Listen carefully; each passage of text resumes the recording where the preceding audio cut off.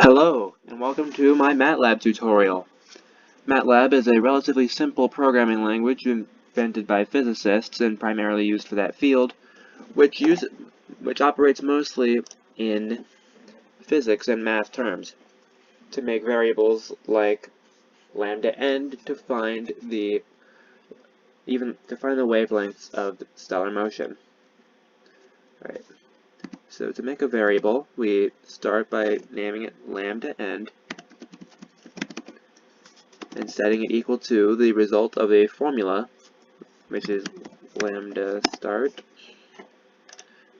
One fortunate thing here is that it remembers the names of all your previously declared variables, so that you don't have to make sure you spell them correctly later, plus the quantity NOBS minus 1 times lambda delta. And you can put a semicolon, but if you don't, it will just immediately print out your returning value. I'll make an example of it here when I also explain how to make an array, or as it calls it here, a vector. So lambda is equal to, so that's going to be lambda start in intervals of lambda delta to reach lambda end. But that's how you make a row. You need to make a column for this exercise. So then you put it in parentheses and make it prime with an apostrophe. See how it's all in one column.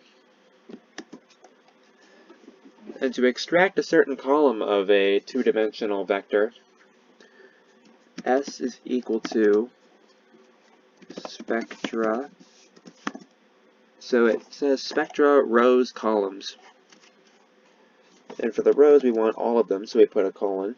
And for the columns we want the sixth column, semicolon. And to plot it using log scales, we use log, and plotting S as a function of lambda using dot dash as line markers.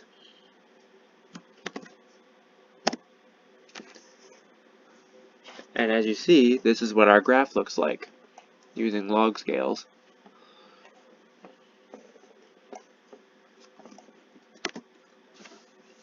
And to create two variables at the same time, you simply put them in brackets.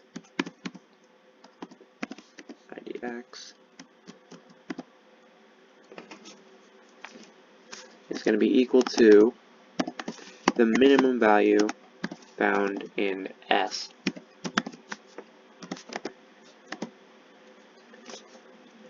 And lambda hydrogen alpha line is going to be lambda,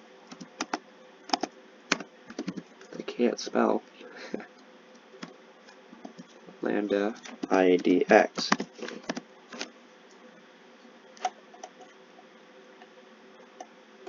Oh, I spelled it wrong. What's fortunate is at least this compiler detects spelling errors like the lambda HA is equal to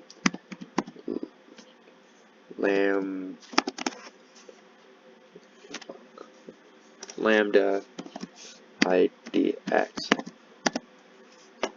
Alright, so we use some relatively simple functions in MATLAB to solve the wavelength of the hydrogen alpha line. And that's the sort of thing that this language is generally used for. Thank you for watching my tutorial, and I'll see you guys later. Peace.